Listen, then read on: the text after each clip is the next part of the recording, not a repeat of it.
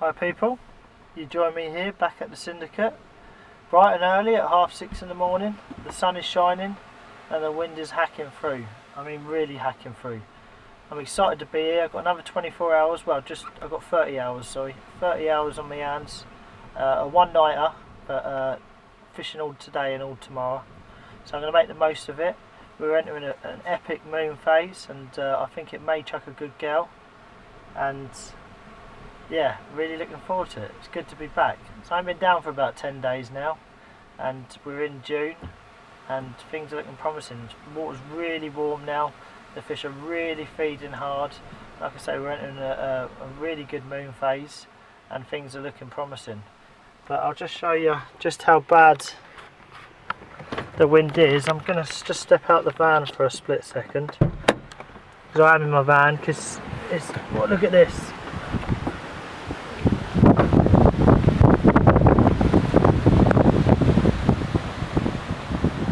It's really hacking through at the minute. You probably can't even hear me at the minute. But yeah, it's really hacking through hard. I've got a lot of the gear out. I've already took a bag and bait down there and my water. So let me just jump back in my van quickly before I get blown away. Whoa, wait, oh, barely shut the door. So, here we are again. Doing that. Yeah, so really looking forward to today and tomorrow. I ain't got a lot of time on my hands at the minute. I'm busy with the bait company and other bits and pieces and work and stuff. So yeah, pretty flat out at the minute. But I don't mind doing one night in June and July. That suits me down. And the missus knows as soon as it comes September time, I'll be putting in 2 nights again. So happy days on that one. So I'm going to stick with the syndicate for now. I think I've fished enough day ticket waters this year, and I'm just going to try and get my own targets done. The target is around 20-30s. If I get 20-30s this year, you've got to think this lake doesn't fish in the winter at all. It doesn't fish at all, like literally. You might pinch the odd bite here and there, but it just closes down. And so yeah, so I've got to make most of it through the warmer months. And the target is 20-30s. If I get 20-30s out of here, I know it sounds like a lot of fish, but I'm already on 5-30s now in 5 nights. So I've done 5 nights on here. I've had 5-30s, I've had 21 fish and 4 losses. So I've had 25 runs in 5 nights, which is absolutely insane, by the way. Not blowing my own trumpet for all you guys who say, oh, you're cocky, this and that. I don't really care what you think, to be honest. I am who I am. I catch fish, and that's the end of it. But you know, I set myself a target of 20-30s, and that's the goal. And things are looking promising. So I'm going to leave you with that and give you a little update when I get there and get settled in. See you in a bit.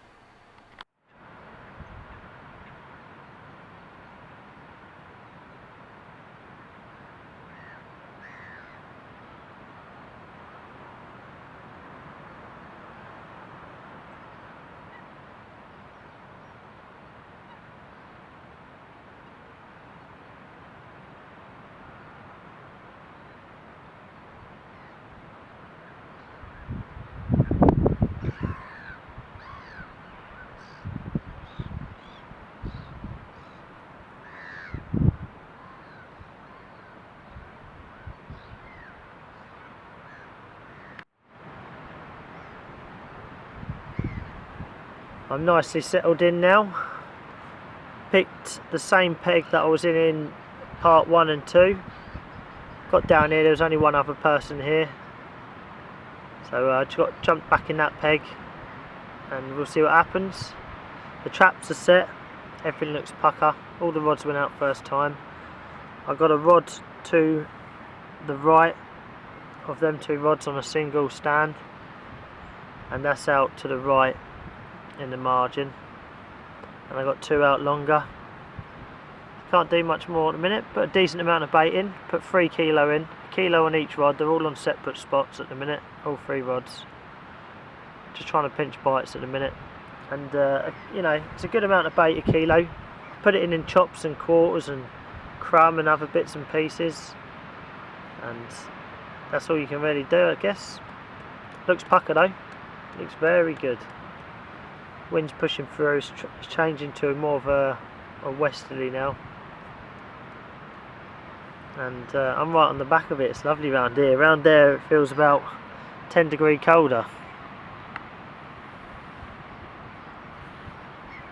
I'll just pull out now. Now you're seeing the traps ready to rumble. There we go. Now you see the whole lake. So yeah, I haven't seen nothing while I've been here. It's been really quiet. I haven't seen no shadows moving or no boshing out. And it's quite surprising because out there on that plateau it's quite shallow. So you usually see a few shallows but nothing.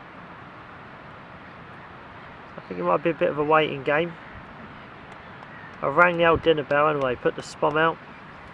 Put 12 spoms on one rod and 8 on the other 2. So yeah, all filled right to the brim with chops and boilies and crumb and all sorts of bits and pieces. So yeah, looking forward to today. Still got all day to fish today. And as I mentioned earlier in the van, we're entering a good moon phase today. Oh, battery's going, I better change that left hand battery now. It's the third time it's gone. You know the old Delks do it, don't they? So yeah, I'll leave you guys with that for now anyway, because I'm going to kick back and chill out after the lug down with the gear and spomming out for ages and getting the rods in, and takes it out of you. So I'm going to kick back now, might even have a little afternoon nap, and I'll speak to you tonight when get the barbie out for a bite to eat. See you soon. It's now coming on 7 o'clock in the evening, and I've reset the traps because it was so windy when I first got here. I had terrible line lay, my line was all over the place, and the swans had moved a few of my leads about, so I recast them too. They just went out about 15 minutes ago, perfect, bang on the spots, more on the spots than they were earlier. I just left them early because it was so windy. So they're back where they should be, where I know I can get bites from. Moving down here, just a little right hand rod here. I just got shot out towards the margins out that way in a bit of deeper water. Just about to put the little stow on that one. I've just literally cast it out now about 10 seconds ago. So I put all 3 rods back out. I haven't had no action, and I've got half a kilo left, so I've just mixed a load of pellet with it. I'm just going to top all 3 pegs up, even though there's been no feeding activity.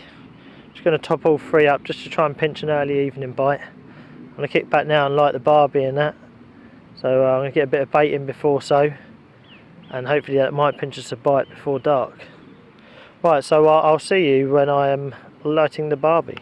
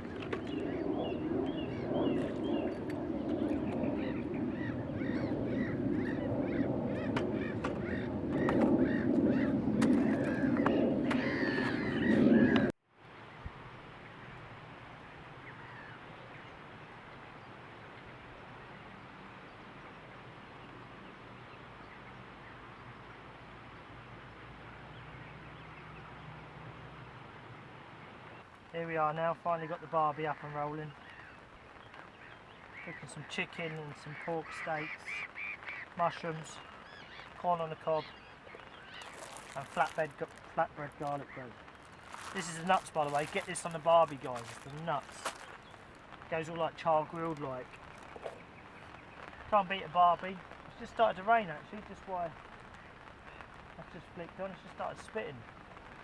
Don't know why. There's not even no grey clouds.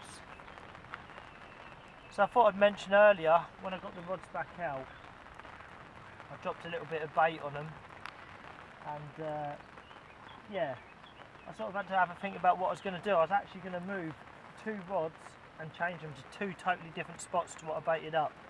Just had a bit of a mad moment, but then I come to my senses, stuck to my gun, stuck to my spots that know that work, and decided to top it up with even more bait. So that's the approach I've gone with, and hopefully it will pay off. I'm finally going to kick back now, and have plenty of grub tonight. I'm going to eat like a king, and we'll put a bit of YouTube on and see what carp fishing's floating about on there, and stick the kettle back on. So you won't hear from me again for a little while, until morning, hopefully with a fish.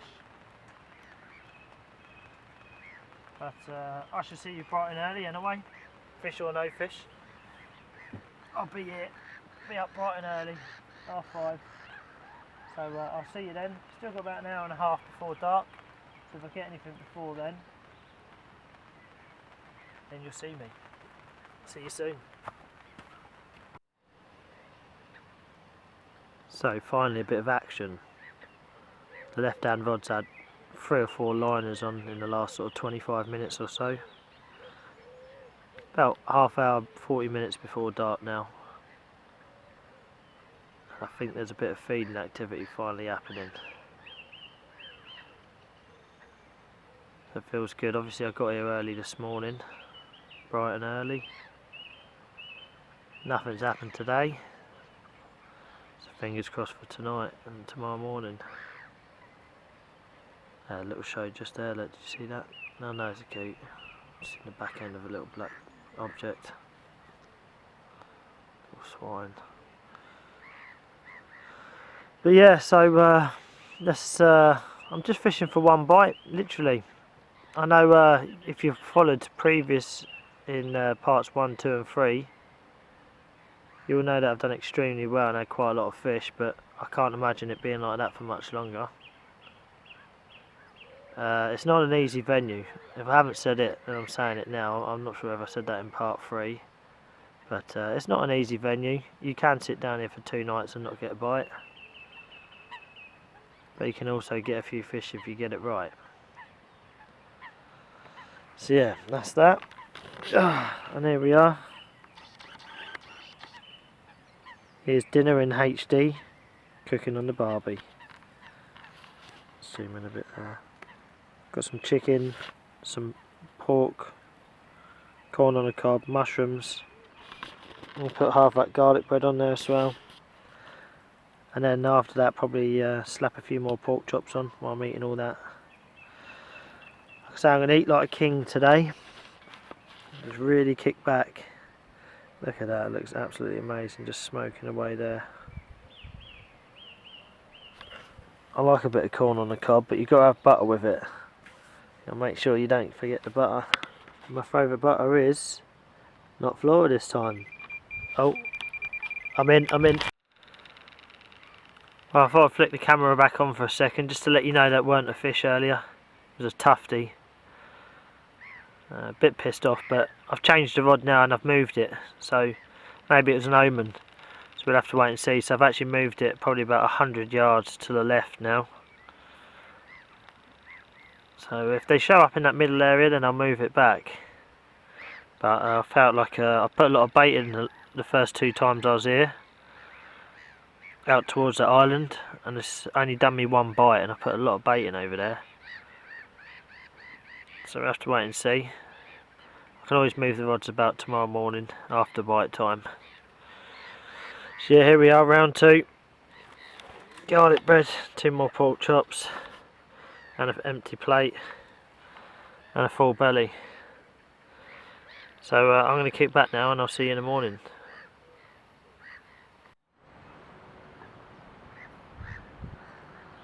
So we're entering about 10 o'clock in the morning now, and not a lot to report on from last night's actions, to be fair.